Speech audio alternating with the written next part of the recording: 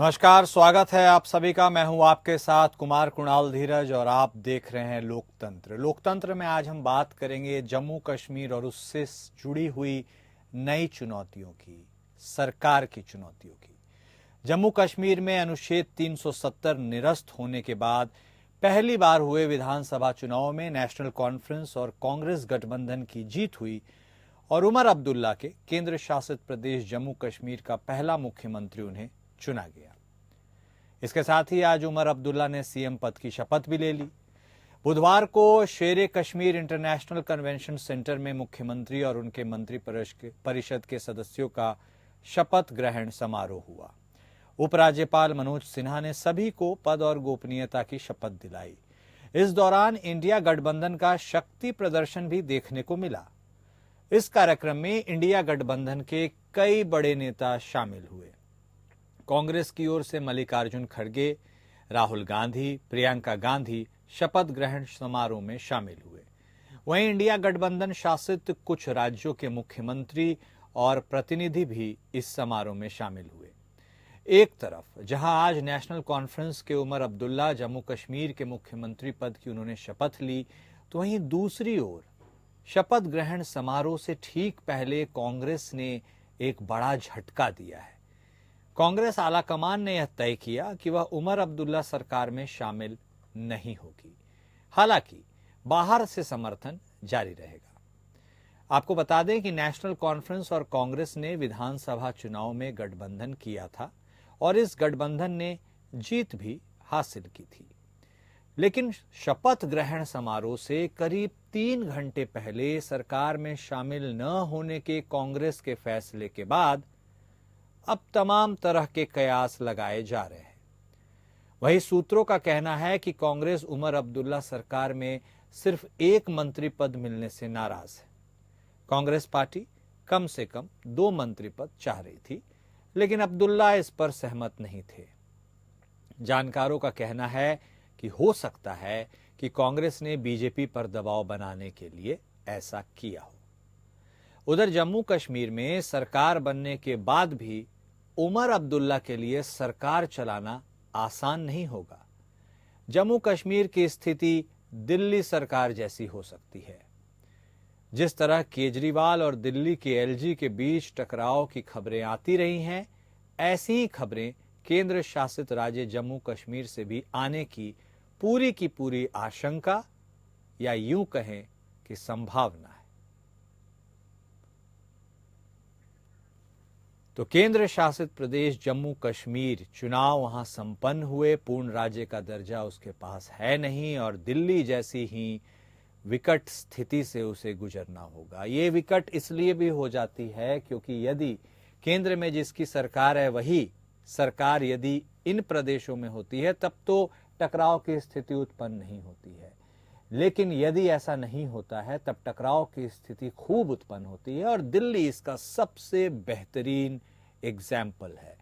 ऐसे में अब जम्मू कश्मीर में भी कुछ ऐसे ही हालात हो सकते हैं, ऐसी आशंका जताई जा रही है, क्योंकि वहां पर भी अब उमर अब्दुल्ला ने शपथ ले लिया है।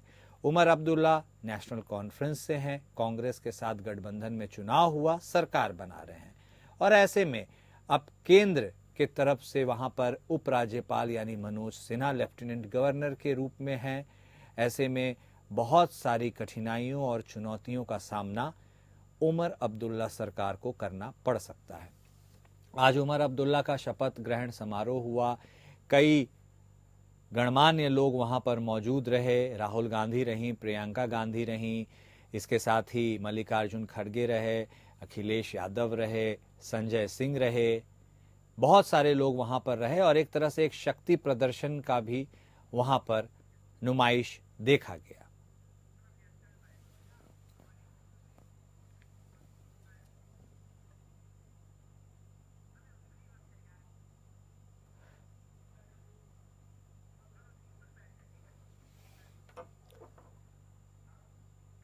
तो जम्मू कश्मीर में सरकार का गठन तो हो गया, लेकिन सरकार गठन के साथ आने वाली चुनौतियों से उमर अब्दुल्ला की सरकार कैसे निपटेगी, यह बहुत बड़ा सवाल है।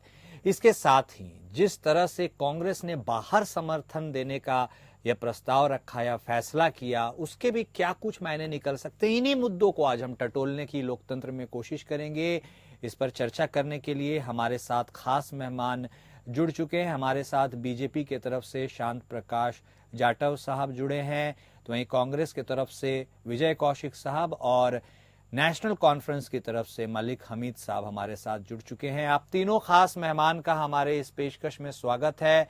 सबसे पहले, चूंकि आज जम्मू कश्मीर में नई सरकार का गठन हुआ है, उमर अब्दुल्ला वहां के मुख्यमंत्री के रूप में काबिज हुए हैं, तो मलिक हमीद साहब आप ही के पास आते हुए, आपने विधानसभा चुनाव में बेहतरीन परफॉर्मेंस किया, आप सरकार गठन करने के लिए अग्रसर हुए और आज अंततः वह घड़ी भी आ गई जब आपने सरकार बना लिया है। लेकिन क्या सरकार बनाने में ज्यादा चुनौतीपूर्ण स्थिति थी, या अब जो स्थितियां उत्पन्न होंगी जिसकी हम बात कर रहे हैं सरकार चलाने की, वो ज्यादा चुनौतीपूर्ण होने वाली है? क्योंकि पूर्ण राज्य का दर्जा तो जम्मू कश्मीर के पास है नहीं, आपको उपराज्यपाल के निगरानी में ही काम करना है, बहुत सारी चीजें उनके कंसेंट के साथ ही होनी है। तो क्या कहीं दिल्ली वाली स्थिति हम जम्मू कश्मीर में भी देखेंगे? सबसे पहले आपको बधाई सरकार गठन के लिए, और उसके बाद अपनी बात आप शुरू कीजिए। हामिद साहब। Kunal ji, first of all we are very much happy today because after 10 years Umar Abdullah take the oath and it was historical because Priyanka Gandhi, Mallikarjun Kharge, Akhilesh ji and all others were present there. So it was a historical moment and emotionally we are intact because after 10 years we got this opportunity to serve the people. Exactly. तो आप दूसरी बात जो आपने की कि यहाँ tough time रहेगा, इट इज ट्रू कि टफ टाइम रहेगा क्योंकि आपको एलजी साहब से पूछकर थोड़े बहुत काम करने पड़ेंगे, सारे नहीं। तो मगर जो आइडियोलॉजी के खिलाफ वोट मिला, जो पॉलिसी के खिलाफ वोट मिला, तो जो हमें स्टेटहुड पर वोट मिला, 370-35A पर वोट मिला, तो ये लड़ाई जारी रहेगी डेमोक्रेटिकली, पीसफुली। तो क्योंकि ये कॉन्स्टिट्यूशन राइट्स हमारे थे, उन कॉन्स्टिट्यूशन राइट्स के लिए हमारी लड़ाई जारी रहेगी। तो ये सच बात है कि टू फ्रंट वार रहेगा। एक तो जो सेंटर गवर्नमेंट जो नहीं चाहती थी यहाँ इलेक्शन हो, सुप्रीम कोर्ट की मुदाखलत की वजह से यहाँ इलेक्शन कराने पड़े, तो आज हमें मौका मिला कि ओथ हमने उठाई और डेमोक्रेटिकली एक हुकूमत बनाई। तो लोगों ने वोट डाले, उनको मौका दिया कि अपने हक राय दी का आप इस्तेमाल करके अपने रिप्रेजेंटेटिव चुन लीजिए। तो आज एक खुशगवार माहौल है जम्मू कश्मीर में। तो ये सच बात है, टफ टाइम रहेगा उमर साहब के लिए। नहीं, of course, you must be elated with this performance and eventually you landed yourself in a condition to form a government. वो बिल्कुल सही बात है, लेकिन मैं इसलिए भी एक चीज पूछ रहा था क्योंकि आपके सुप्रीम लीडर उमर अब्दुल्ला साहब को हमने सुना, उन्होंने कहा कि it is now the time to deliver and not talk, let our action speak, will not talk much, लेकिन हम करके दिखाएंगे। और उस करके दिखाने में बहुत सारे चैलेंजेस और रोड ब्लॉक्स आपके सामने आ सकते हैं, तो फिर how you are going to tackle those circumstances? हाँ, बात सही है। जो उमर साहब ने कहा कि हम वादा बन रहे उन चीजों के लिए जो हमने लोगों से कहे हैं, जो हमने मैनिफेस्टो बनाया है। तो मगर जो पीपल वर्डिक्ट आया अगेंस्ट बीजेपी, तो जो पार्लियामेंट की पटल पर अमित शाह जी ने और हमारे प्राइम मिनिस्टर ऑफ इंडिया ने बताया था कि आपको स्टेटहुड जल्दी दिया जाएगा। तो now it is time to respect the mandate of Jammu Kashmir people, that is first thing. तो ये चाहिए इनको कि रेस्पेक्ट करें इस मैंडेट का और हमें स्टेटहुड जल्दी वापस दे दे जो उन्होंने खुद वादा किया है। ओके, ठीक है। आइडियल सिचुएशन की हम कल्पना कर रहे हैं, संभवतः वो होगी नहीं होगी वो तो एक अपने आप में बहुत बड़ा सवाल है। विजय कौशिक साहब भी कांग्रेस की तरफ से हमारे साथ जुड़े हैं। कौशिक साहब, आखिर नेशनल कॉन्फ्रेंस से ऐसी कौन सी गलती हो गई जो आप इतने नाराज हो गए कि अब आपने सरकार में न रहकर उन्हें बाहर से समर्थन देने का फैसला किया है? यह सवाल इसलिए भी अहम है क्योंकि हमने आपके तमाम शीर्ष नेताओं को तो देखा शपथ ग्रहण समारोह में, लेकिन फिर ऐसी कौन सी मजबूरी हो गई जो आपको बाहर से समर्थन देना पड़ा? कौशिक साहब। देखिए, ये कोई आज का मुद्दा नहीं है। हाँ, ऐसे मामले पहले भी हुए हैं जब हमारी पार्टी गठबंधन में लड़ी या नहीं लड़ी, लेकिन सत्ता के गठन में हमने बाहर से समर्थन दिया। तो ये हमारी पार्टी की अपनी तो क्या आपने ये बड़ा दिल दिखाया है? नहीं, बड़े दिल के अलावा ये है कि भाई जो नेशनल कॉन्फ्रेंस है उसके पाप का घड़ा हाँ हम अपने सिर पर नहीं फुलवाना चाहते ना। हाँ भाई इनके एजेंडे में है कि धारा 370 हाँ और 35A की बहाली करेंगे, हाँ। हमारे एजेंडे में नहीं है। इसलिए कई मुद्दों को देखते हुए फिर पार्टी की कूटनीति ये भी है कि जो अब जम्मू कश्मीर के अंदर चुनी हुई सरकार है इसको पाकिस्तान समर्थित सरकार घोषित करने में लगे रहेंगे मोदी जी और अमित शाह जी। वो ये दिखाएंगे कि भाजपा राष्ट्रवादी है और फिलहाल जम्मू कश्मीर में जो सरकार है नेशनल कॉन्फ्रेंस की वो देशद्रोही है। इससे इनके टकराव बढ़ेंगे तो उन परिस्थितियों में हम वॉच एंड वार की स्थिति में सरकार को बाहर से समर्थन दिए हुए हैं। क्योंकि अगर उमर अब्दुल्ला कोई भी गलत फैसला लेते हैं तो देश हित में हम अपने कदम समर्थन से वापस ले लेंगे, और अगर वो सही चलते हैं तो हमारा समर्थन है उन्हें। ठीक है कौशिक, हमारे लिए देश सर्वोपरि है। हाँ ठीक है कौशिक, बहुत इंपॉर्टेंट बात बोली। जाटव साहब, अब आपके पास आते हुए, अब देखिए कांग्रेस वाले तो बोल रहे हैं भाई हम बाहर से समर्थन दे रहे हैं, आइडियोलॉजी पॉलिसी उनकी जो होगी वो चलाएंगे, लेकिन आपको राजनीति का मौका करने हम नहीं देंगे, ये कांग्रेस के प्रवक्ता ने कहा। अब इसके बाद क्या ही काउंटर है और आप क्या कुछ कहना चाहते हैं जाटव साहब? Over to you. सबसे पहले तो मैं हमारे जो नेशनल कॉन्फ्रेंस के साथी बैठे हुए हैं इनको और इनकी समुचित टीम को और जम्मू कश्मीर वासियों को आपके चैनल के माध्यम से नई सरकार के गठन पर मैं हार्दिक बधाई देता हूं और कामना करता हूं कि राष्ट्र के लिए, राष्ट्र प्रगति में, जम्मू कश्मीर की प्रगति में मिलकर के सहयोग करें और खूबसूरत जम्मू कश्मीर का निर्माण जो चल रहा है इसको अनवरत चलने में सहयोग करें। अब कांग्रेस के प्रवक्ता हैं, उनकी बात भी सुन रहा था मैं। उन्होंने जो बात कही उसमें एक मुझे सुनते हैं ना कि अंगूर खट्टे हैं, वो वाली जो बात ध्यान में आ रही है। जिस तरीके से ये जो चाह रहे थे और ये बाखें उछाल करके अपना एक बहुत बड़ा जीत का जश्न जो है इनकी आईटी सेल की प्रमुख जो है वो कर रही थी, और आज दोनों राज्यों में ये कहीं भी नहीं दिखाई दे रहे। बाहर से समर्थन देना, किसी भी वक्त हटा लेंगे, इस प्रकार की बात, जाहिर सी बात है कि ये साफ दिखाई दे रहा है कि ये अंगूर खट्टे हैं। नेशनल कॉन्फ्रेंस देखो, ये नहीं है कि पहली बार सरकार बना रही है, चला रही है। नेशनल कॉन्फ्रेंस के पास में अनुभव है। पहले की परिस्थितियों में और आज की परिस्थितियों में बिल्कुल जमीन आसमान का फर्क है। आज जिस तरीके से यूनियन टेरिटरी के साथ में उन्होंने काम करना है, मैं समझता हूं कि उमर अब्दुल्ला ने, उन्होंने 2-3 दिन पहले एक बयान दिया था।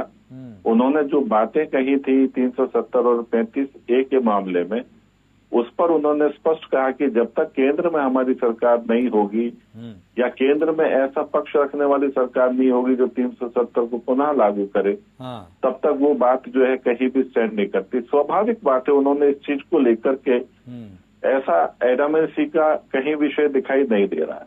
मैं समझता हूं कि वो जम्मू कश्मीर के आवाम को प्रगति के रास्ते पर आगे बढ़ाने के लिए जो योजनाएं हैं उनके मैनिफेस्टो में भी हैं, और इसके अलावा वहां पर जो जरूरत है उसकी भी आवश्यकता है, उसमें वो काम करेंगे, उसको आगे बढ़ाएंगे।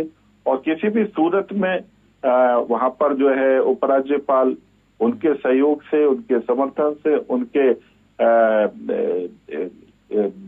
जो भी पावर है उनके पास में, उनसे सलाह के बाद में वो सब चीजें होंगी। क्योंकि किसी भी सूरत में उपराज्यपाल जी जो है वहां पर काम को रोकने के लिए नहीं, उसको अनवरत और सुचारू रूप से चलाने के लिए, उनके सहयोग के लिए वहां पर मौजूद है।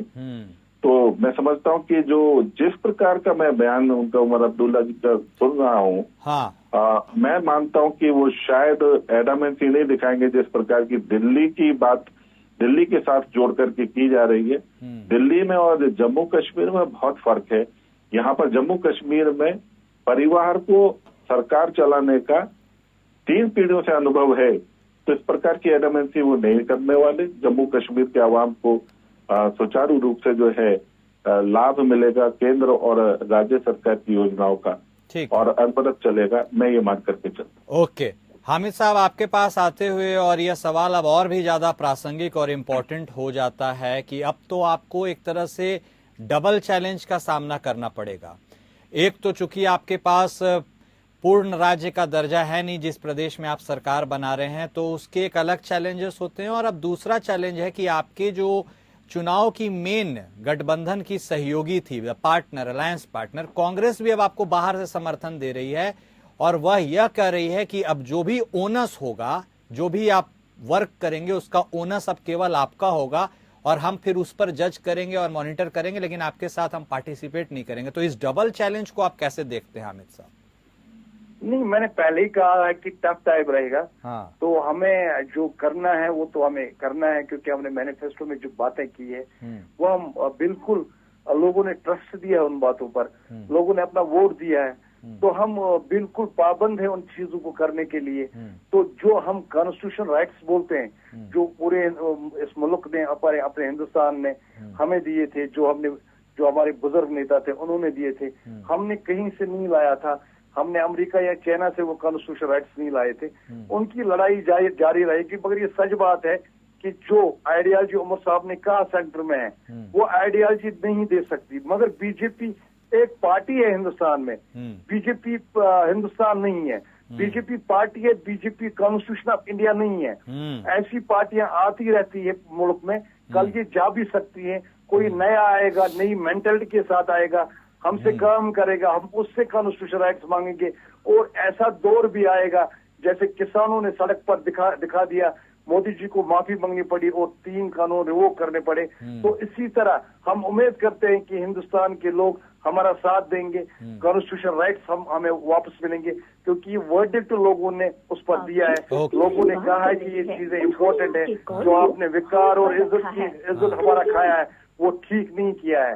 तो हम उस लड़ाई को जारी रखेंगे, तब तक जारी रखेंगे जब तक हमें वो कॉन्स्टिट्यूशन राइट्स नहीं मिले। और हम अभी बीजेपी से, जो सेंट्रल गवर्नमेंट है, होम मिनिस्टर से, जो हमारे प्राइम मिनिस्टर से, उससे मुद्दाना अपील करते हैं कि आपने जो पार्लियामेंट की पटल पर वादा किया कि स्टेटहुड का वादा आप लोगों ने किया था, अब उसको बहाल करने का टाइम आया हुआ है, जख्मों पर मरहम लगाने का टाइम आया है, दिलों की दूरियां कम करने का टाइम आ गया है, क्योंकि ये दिलों की दूरियां कम होनी चाहिए और जख्म पर मरहम लगना चाहिए, वरना जख्म कभी जहरबाद बन जाता है। ठीक है हामिद साहब। जाटव साहब, आपने सुना, अब तो नेशनल कॉन्फ्रेंस वहां पर सरकार गठन भी कर चुकी है। ऐसे में अब जो उपराज्यपाल है मनोज सिन्हा साहब, लेफ्टिनेंट गवर्नर, उनकी भूमिका तो बहुत महत्वपूर्ण है, प्रासंगिक है, हम सबको पता है। तो क्या वह मॉनिटर की भूमिका में रहेंगे, कंपेनियन की भूमिका में रहेंगे, गार्जियन की भूमिका में रहेंगे, या एक तरह से नेविगेटर की भूमिका में रहेंगे? कौन से भूमिका में आप देख रहे हैं लेफ्टिनेंट गवर्नर साहब? देखिए, जिस तरीके से जो गवर्नर का वहाँ पर शासन है, यानी यूटी है, वो वहाँ के प्रेसिडेंट के रूप में वहाँ पर जो है काम कर रहे हैं। इसको नाम चाहे कुछ भी दे लें, उनके चूंकि वो गवर्नर हैं, उपराज्यपाल हैं, तो लेफ्टिनेंट गवर्नर हैं, तो उनको वो सारी जो प्रेसिडेंट के जो रूलिंग है या उनकी जो पावर्स है, उसको ही वो वहाँ पर कंडक्ट कर रहे हैं। तो ऐसे में नाम अलग अलग देने से कोई वो नहीं पड़ता, मगर हाँ, वहाँ की जो सरकार है वहाँ पर प्रगति, डेवलपमेंट और समाज के, वहाँ के आवाम की बेहतरी के लिए जो भी काम करेगी, उन सब कामों को पूरी तरीके से अंजाम दिया जाएगा। पूरी तरीके से सहयोग, मैं समझता हूँ कि हमारे मतलब ये कि रोड मैप, जाटव साहब, रोड मैप बनाने में असिस्ट करेंगे या रोड ब्लॉक लगाएंगे? अरे रोड मैप तो स्टेट ने बनाने हैं, रोड मैप उन्होंने बनाने हैं, वो उसको क्यों रोकेंगे? अगर वो अच्छे रोड मैप है, डेवलपमेंट के रोड मैप है, तो उसको क्यों नहीं, डेफिनेटली बनाएंगे। और मैंने कहा ना कि वहाँ की सरकार इस परिवार को तीसरी पीढ़ी वहाँ पर जो है ना शासन करने जा रही है, वहाँ पर जो है क्या नाम है, मुख्यमंत्री के रूप में। तो आप ये भी समझें कि वहाँ पर इन लोगों को एडामेंसी नहीं, ये लोग जानते हैं कि किस तरीके से हमें स्टेट के लिए काम करना है और किस समय काम करना है और किस समय पॉलिटिक्स करनी है। अभी जिस तरीके से कांग्रेस के हमारे साथी ने कहा कि हम अपने इस्तीफा वो ले लेंगे, वापस ले लेंगे समर्थन, इनके समर्थन को पूछ कौन रहा है? उनको तो निर्दलियों ने भी समर्थन दे दिया, वो तो पूर्ण बहुमत में आ गए। तो ये बेशक से कितनी भी अपनी पीठ थपथपाते रहे, सीधे तौर पर कांग्रेस को वहां पर जो मुंह की खानी पड़ी है, जो पीठ थपथपा रहे थे, जो लोगों में शोर मचा रहे थे, वहां पर इनके सहयोगी एनसीएफ ने ही इनको रास्ता दिखा दिया बाहर का। तो स्वाभाविक बात है कि बाहर बैठे हुए अंगूर खट्टे हैं, ला टपक रही है, मगर जो है कुछ कह नहीं पा रहे, वो चलता है। मगर सही मायने में देखो आप एनसी को मैंने बताया कि उनको पूरा तजुर्बा है, 3 पीढ़ियों का तजुर्बा है। किसी सूरत में मैं नहीं समझता कि आने वाले 4.5 साल किसी प्रकार के आवाम के बीच में राजनीति होगी, डेवलपमेंट होगी और डेवलपमेंट में ये सहयोग भी करेगा। ठीक है जाटव साहब, तो अनुभव के आधार पर कौशिक साहब अगला सवाल छोटा सा जवाब दीजिएगा आप ही से है। अनुभव के आधार पर जाटव साहब बोल रहे हैं कि कोई कॉम्प्लिकेशन नहीं होगी जम्मू कश्मीर के फंक्शनिंग में एज अ स्टेट। तो ऐसे में अब आप विजय कौशिक साहब, आप चूंकि सरकार बाहर से सब समर्थन दे रहे हैं, बहुत ज्यादा प्रासंगिकता आपके सरकार में है नहीं भूमिका की, ऐसे में आप किस रोल में रहेंगे? जो सवाल लेफ्टिनेंट गवर्नर के लिए मैंने पूछा था, वही सवाल कांग्रेस के लिए है, आप किस रोल में रहेंगे? दोस्त, कंपेनियन, गार्जियन, नेविगेटर और राष्ट्र हित सर्वोपरि। ओके, ठीक है। हाँ भाई हम ये देखेंगे कि सरकार राज्य के हित में सही काम कर रही है या नहीं कर रही। अगर नहीं कर रही तो हम इनके खिलाफ कदम उठाएंगे। और अगर केंद्र सरकार जम्मू कश्मीर के लोगों पर ज्यादती करने की कोशिश करेगी और इनको देशद्रोही साबित करने की कोशिश करेगी अपनी झूठी साजिशों से, तो हम उसका भी विरोध करेंगे। ठीक कहने का भाव सीधा सा है हाँ। कि जम्मू कश्मीर देश का एक अहम हिस्सा है। हम इस प्रदेश के लोगों की भावनाओं का सम्मान करते हुए उनके हितों में कहीं कोई कमी नहीं आने देंगे। और इसके साथ हम ये चाहेंगे कि केंद्र सरकार अपनी साजिशों को जम्मू कश्मीर में ना पनपा सके। ठीक है, बहुत शुक्रिया आप तीनों खास मेहमान का हमारे साथ जुड़ने के लिए और जम्मू कश्मीर और उससे जुड़ी चुनौतियों, सरकार गठन के बारे में, आगे का रास्ता, इन सब के बारे में बातचीत करने के लिए। तो जम्मू कश्मीर में सरकार का गठन हो गया है, कई चुनौतियां अभी रास्ते में आएंगी। कांग्रेस को यह फैसला लेना कि वो सरकार को बाहर से समर्थन देगी, एक मॉनिटर के रूप में लेफ्टिनेंट गवर्नर का होना और नेशनल कॉन्फ्रेंस की अपनी आइडियोलॉजी के साथ सरकार चलाना बहुत चुनौतीपूर्ण कार्य है। लेकिन आज का दिन जम्मू कश्मीर के लोगों के लिए एक खुशनुमा दिन है, क्योंकि उनके पसंद की आज सरकार का गठन हुआ है। लोकतंत्र में मेरे साथ आज के लिए इतना ही। नमस्कार।